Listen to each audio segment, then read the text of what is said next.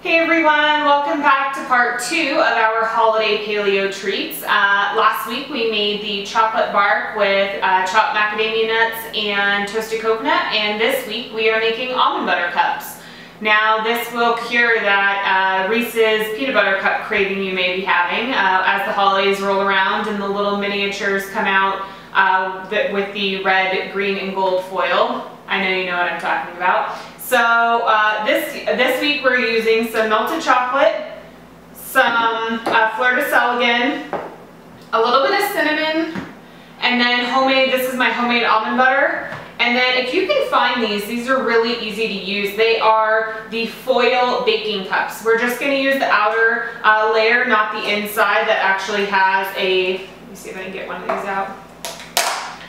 We're just going to use the outer part, which just looks like this. You're going to remove the so if you want to see the way that I make my melted chocolate, you can watch last week's video when I made the chocolate bark. I do my chocolate melting in the microwave in just 30-second increments on a lower powered microwave than the normal level 10 type microwave that's probably set to just by default.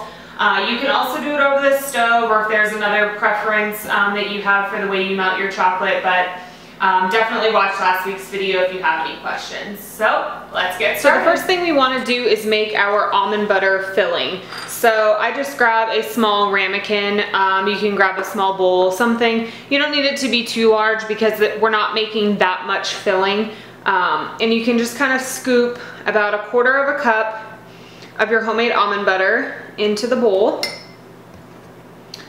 and then a little bit of fleur de sel, and then some cinnamon.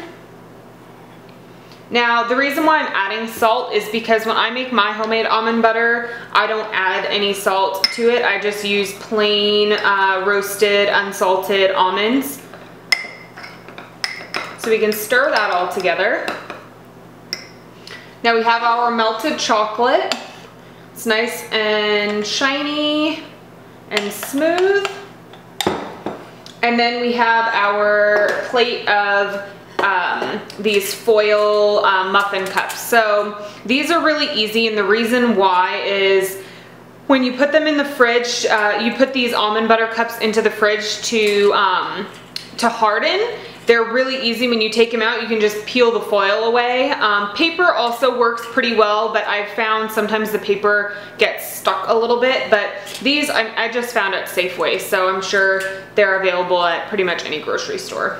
So what you're gonna do is just take a very small amount of your melted chocolate and just kind of drizzle it into the bottom of the muffin tin. Now you don't need to spread it out yet. For the most part, it's gonna kind of evenly spread across the bottom since it's still pretty warm. But you want just about a tablespoon in the bottom of each of these muffin tins. Now, how many that this recipe will make sort of depends on what size muffin tin you use, just how much chocolate and almond butter that you put into them.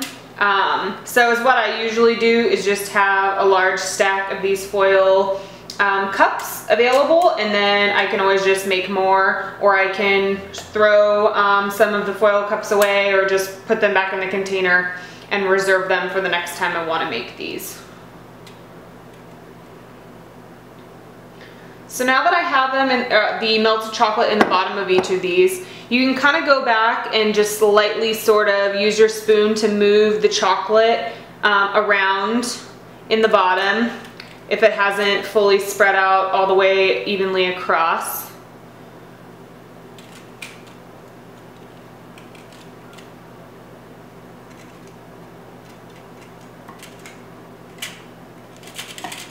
Now this is fairly messy. I've actually done a semi-decent job of making sure that I don't have dark chocolate all over myself, but if it happens, you can lick your fingers, or if you're gonna be serving these to guests, I would, just wipe it off on a paper towel or wash your hands. But if you do get some melted chocolate on yourself, it's pretty much inevitable, just because you're trying to be fairly delicate with what you're trying to do. So Now for the almond butter mixture, you're gonna take about half as much per cup as what you put of melted chocolate. So probably about 2 teaspoons, so maybe not quite half as much, maybe like 2/3 as much on a spoon. And you want to, this is where it gets a little bit messy, you can just take your finger and scoop it and try to get it as close into the center of the melted chocolate as you can. So you're almost just gonna kind of have like a little blob of almond butter that's right in the center. So you're gonna continue doing this for all of them.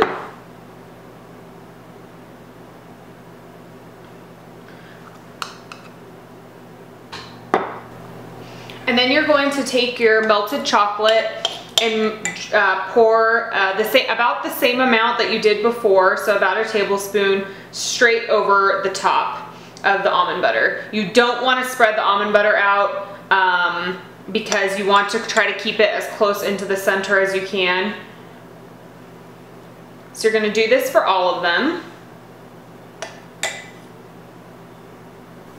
So once you've gone through each of them once, you can kind of go back through and add a little bit more chocolate to try to continue to cover up as much of the almond butter as you can. You can kind of almost use your spoon and drizzle the chocolate closer to the sides of the almond butter cups. So the almond butter cups have been in the freezer for about 30 minutes, so we can grab them.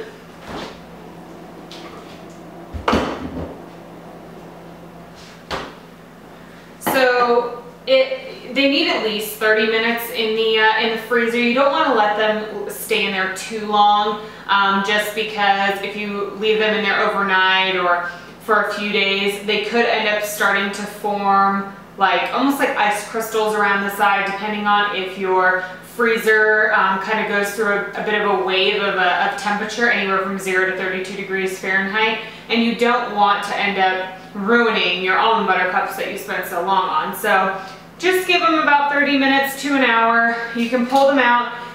This is why these foil cups are so awesome. You just pull them like this around the sides and out pops your little almond butter cup. And you can just throw it onto a plate and then just discard these.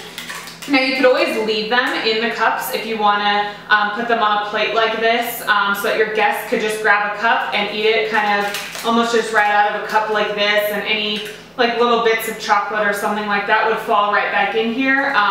But it depends on your presentation. Some people don't like to leave the foil on, so it's perfectly up to you. But you can just pop some of these out.